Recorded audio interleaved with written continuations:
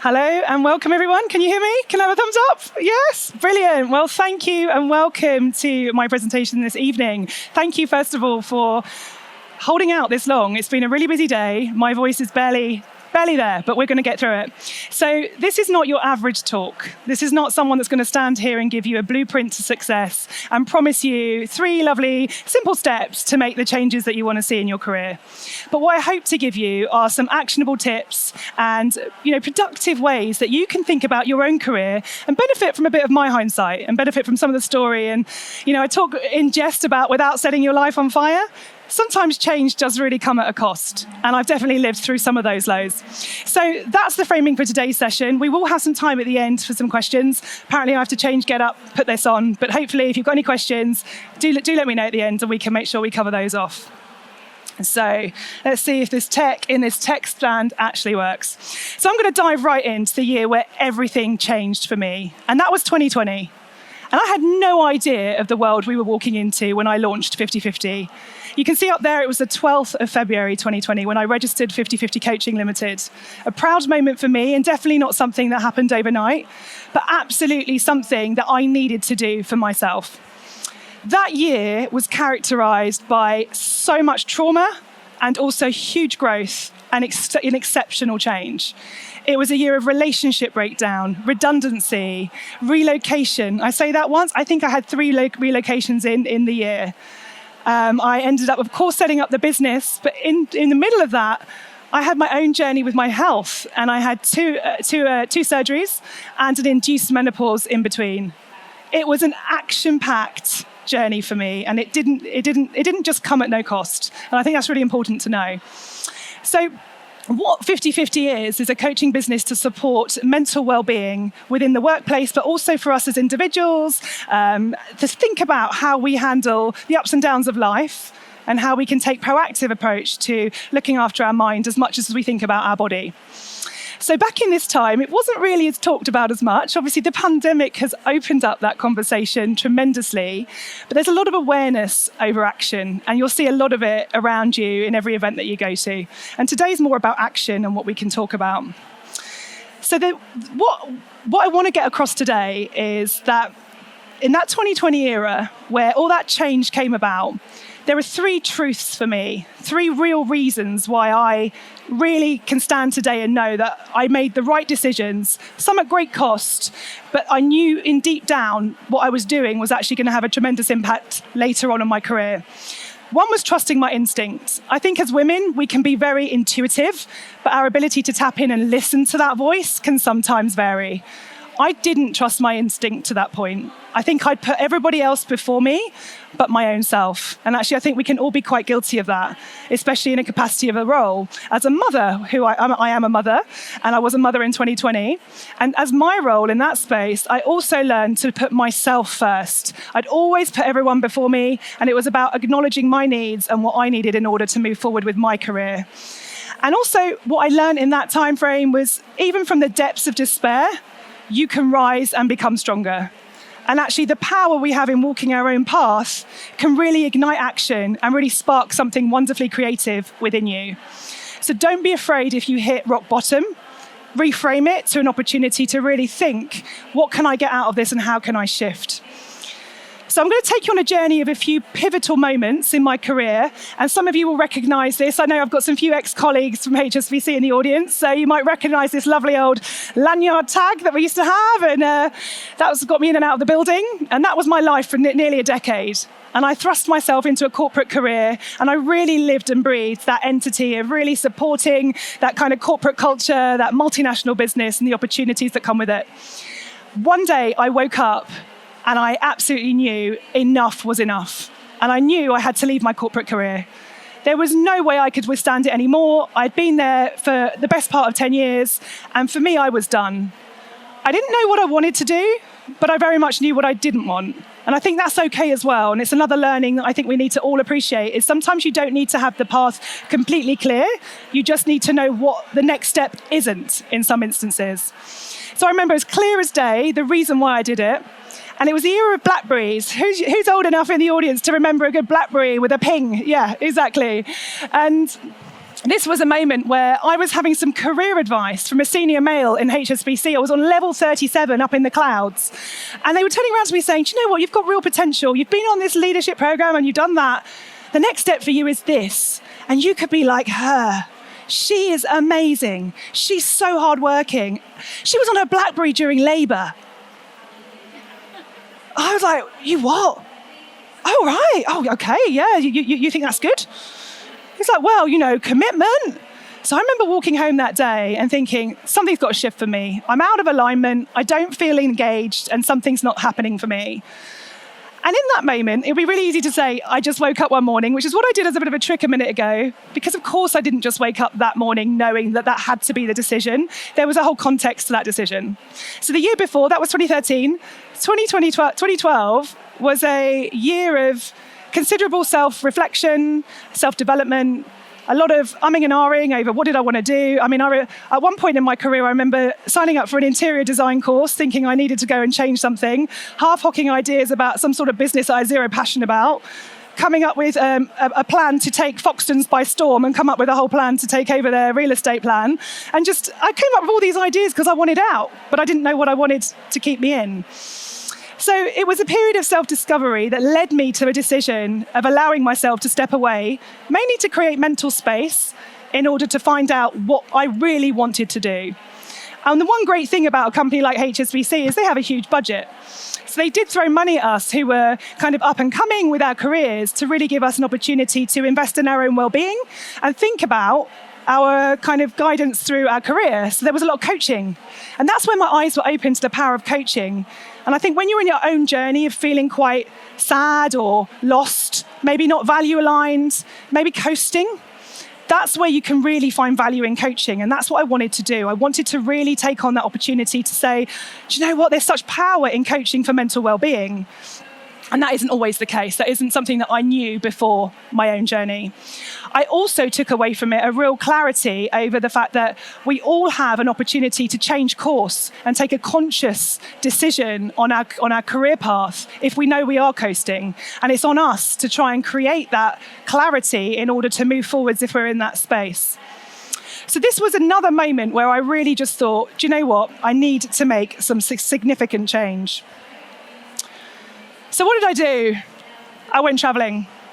I was 32 and I decided to travel the world with no expectation and actually follow my heart for the first time in my career rather than follow my head.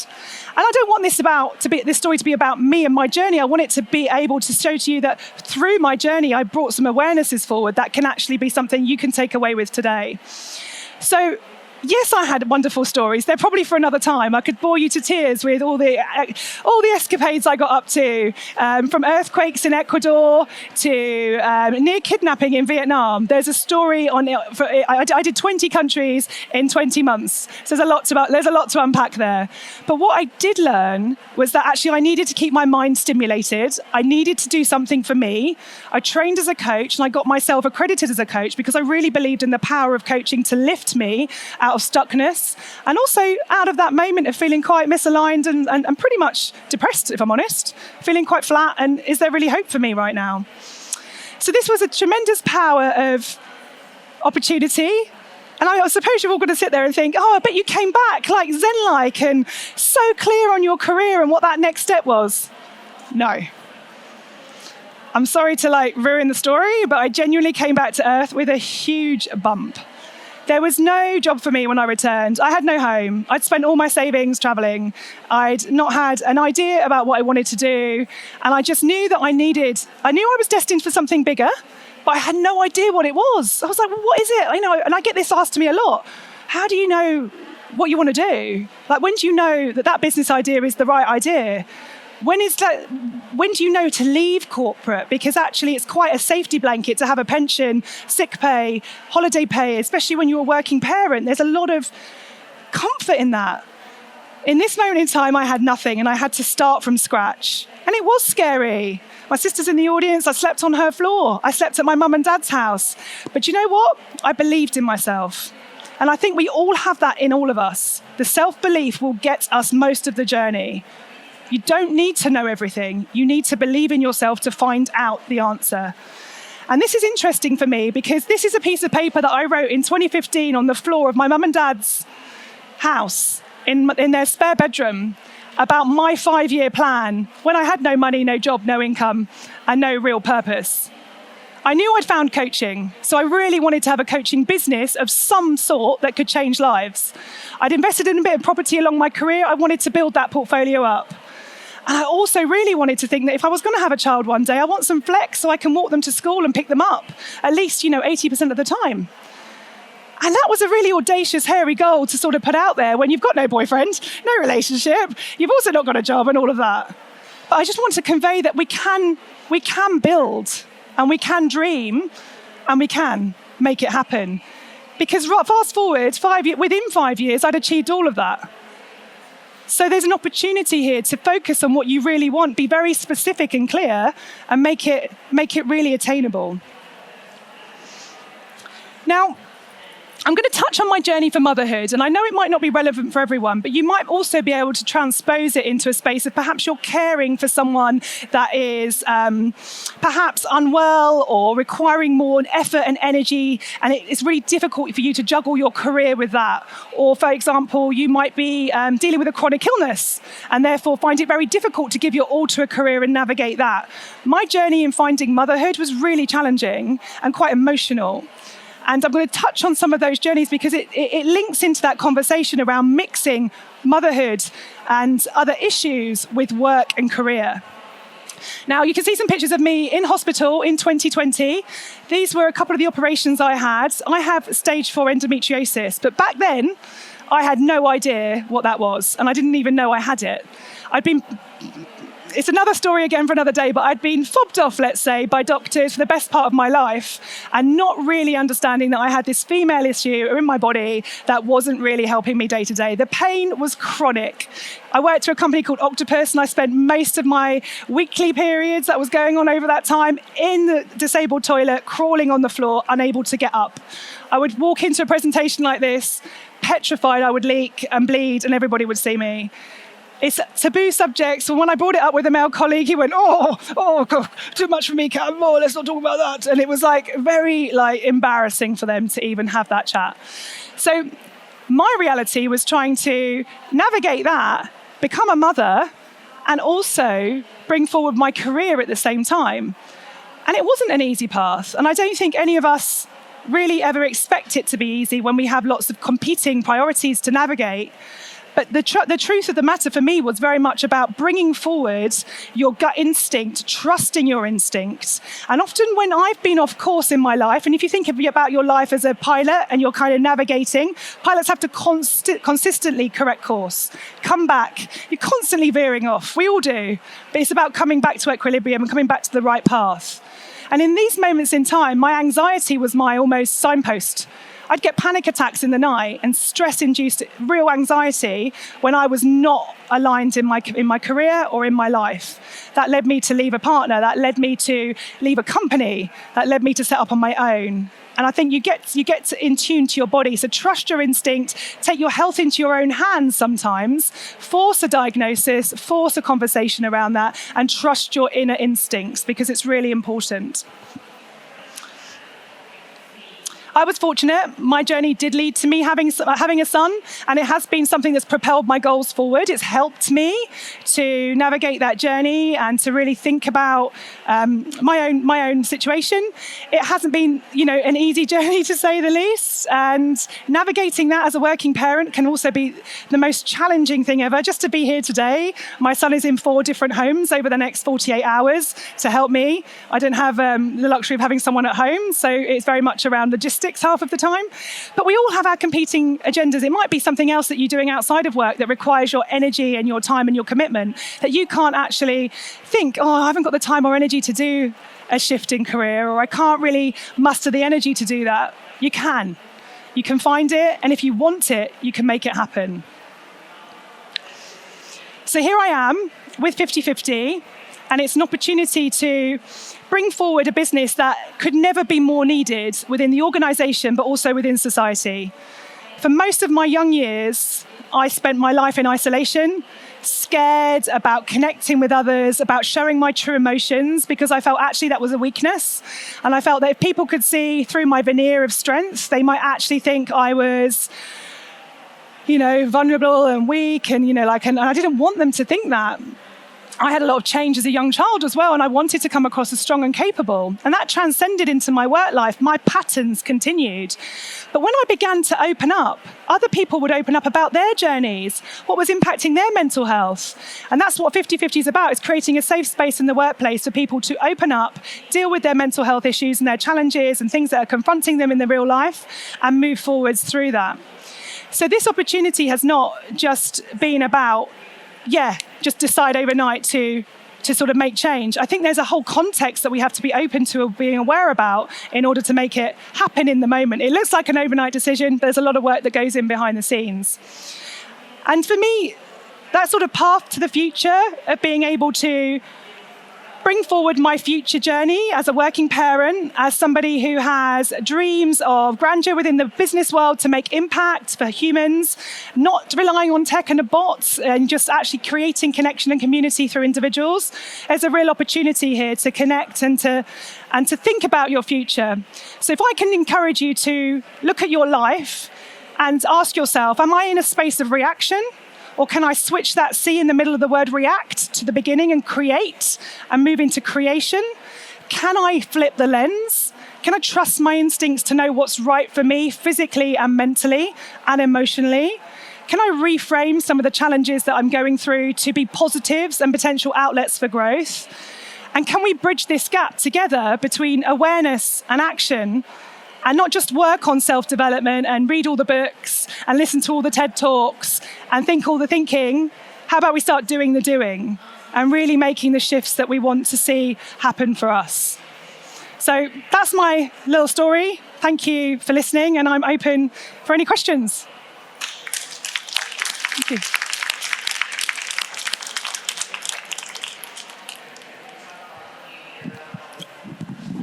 Apparently I have to put this on. I'm moving from Britney to the silent disco. Hello. What question? Hi, thank you so much for that. You're welcome. So, going on from your 5-year plan, which was really simple and it's very inspirational, that you don't have to have this grand, designed paper and just one small piece of paper, 3 things. How did you then manage to create the right actions from there? Was there any steps? Is there any tip? Is there any kind of suggestions that you can give in terms of the practicality of getting from that big vision into day-to-day actions? Thank you. So that's a wonderful question. Thank you. I think. Can you hear me? Okay. So weird. Thank you for your question. I think that's really well articulated and actually very real for many of us. So I chose goals that were already linked to things that I had achieved in a slight, small way. So I had a small investment in property.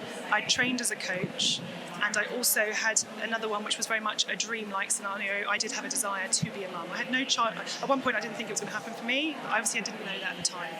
So what I think is good is to look at where your skills are, look at what sets you alight. So my journey up until that stage was very much about finding my passion, my calling, and my travelling experience created mental space for me to do that. We spend a lot of our time in reaction, reacting to situations, doing. Sometimes we need to step back and be with ourselves, create mental space to hear what it is actually that sets ourselves alight. All of us have passions of our own. All of us have ideas that we need to sort of bring into our goals, because if they're not backed by like a moving, touching and feeling sensation, if you don't get energized by your goal's never going to come to reality.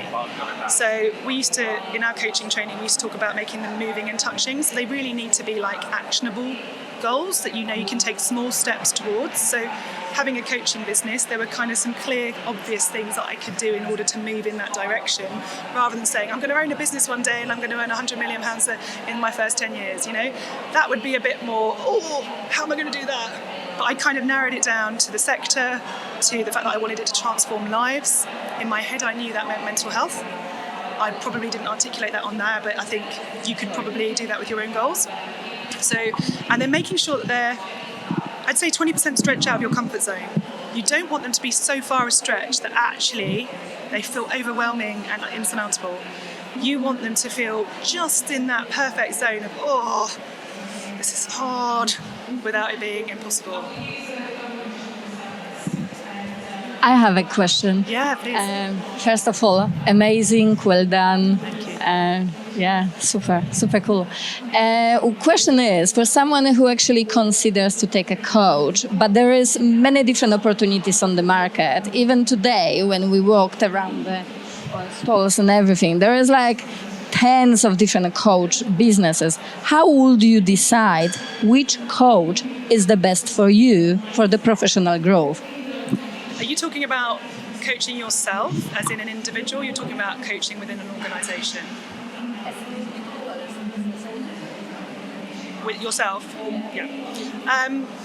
The reason I ask is because everything comes down to that human relationship and that connection and what we call chemistry and that ability to connect with someone. And one, who I might get on with might be someone very completely different to who you might get on with, and it's that gel. And we've got one of our coaches over there in the audience, and we have a whole team for that reason, where we need to match people to their specific skills, but also their personality and what they might feel, who they might feel comfortable with, but also what might spark their interest. So when it comes to coaching, I think you need to, it's an unregulated space. There are lots of mavericks out there. There are loads of people that are in a well-being lens now, post-COVID, because it's very attractive and it's very on topic. I would trust your instincts. I would get a feel for the person that you're talking to, get an idea as to how that would work for you. How do they work? Is it in person? Is it virtual? Lots of people have their own preferences. You will as well. So just do a bit of a self-audit as to what do you want to get and what would make you feel most comfortable. And then just try a few different situations. There'll be different types of coaching. We do power coaching. We do group coaching. We have a community platform, which Hayley and Neil have got a flyer for anybody who would like to take one at the end of this session, which gives you access to a huge amount of group coaching and sessions and resources. Sometimes it's nice to start like that, where it's not too personal, and then you can deepen going. So it's very much personally led. Any more questions? Right, we've all got to have a rave now. Oh no rave yet. It's a very simple one. Why 50-50, the name? I get asked this all the time. It's so good. I think it's so good. Who says that about their own business name? It's so good. No, what I meant is it's such a good question. You can tell it's the end of the day. I genuinely started it off with about the concept that our mental health and our physical health weigh the same, but they're same but different, but they need to come together in order for us to feel wholly able to show up in life and in work. As we've gone into that corporate wellbeing space, it's about the employee and the employer meeting in the middle and owning their mental fitness responsibilities. So there's a duty of care from an employer standpoint. There's also the respect to actually own your mental fitness as an individual. Basically, none of us expect here to wake up in the morning with a body of God and never, and eating Big Macs every day. We know we have to put work in for our physical health, but also just from some point, I might too have to face a decision, not necessarily with 50-50, but it could be with something else, where we do have to say, do you know what, that's okay. And lots of businesses don't work, and then you go on and find actually what does work. There's not one dragon in the world, dragon in the dragon's den in the world that would say that they didn't have one idea that didn't work. So I wouldn't take it to heart. I would just follow your gut, trust your instincts, be true to yourself, don't lie to yourself, don't pretend, and just work it through methodically. Does that help? Hiya.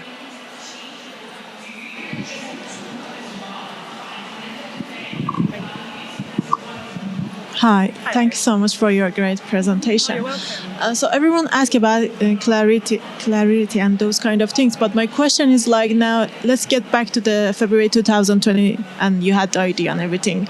How did you get those supports you needed from the people to set up your company, because it's an overwhelming thing, and how did you attract investors to believe in you? So, in the first instance, I set my 2015 goals was set before I had a job when I came back from travelling. And my first step in the direction of making my career a reality, making my goals a reality, was to work for a company that had an entrepreneurial spirit. So I got an opportunity to work for a company It was all about high growth small businesses, venture capitalism, backing ideas, and I was just surrounded with entrepreneurial minds, can-do attitudes, and real positivity. So that was an example of putting myself in an environment where I was going to learn and grow from, that was going to help me towards my area. I had a decision to make. They wanted to back my business financially. I chose not to because it was going to compromise my journey with my own endometriosis journey and my own health. They were a brilliant employer. I stand by them 100%, and we actually went back and won them as a client, which was my happy moment. And what I think about the investor side is I can't comment. We're bootstrapped. I've bootstrapped 50-50, so we don't have any seed money. We haven't had any investments. So I had enough in the bank to be able to go and do that, and that was part of my strategy. So it was all about backwards engineering where I needed to be in order to make it happen. So you kind of can't just do it overnight. You do need to be thinking, okay, if I want to get there in 5 years' time, what do I need to have in place in order to make that physically happen? And if I'm going to do that, is there something else I can do to supplement that along the way? And then if you're looking for investments and you're looking to be backed, there are lots of other avenues to pursue. And I've got ideas if you'd like to connect afterwards. I've got lots of communities that I can put you in touch with as well if that's of interest.